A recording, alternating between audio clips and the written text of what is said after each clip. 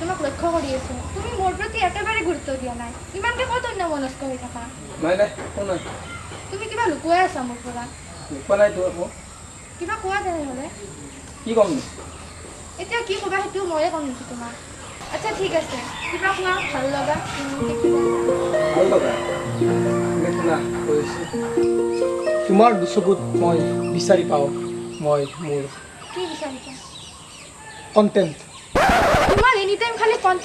কণ্টেণ্টে থাকা তুমি মই যাওঁ এই ৰ'বাচোন কণ্টেণ্ট নহয় মই মোৰ জীৱনত পথ বিচাৰি পাওঁ এই গ'লেই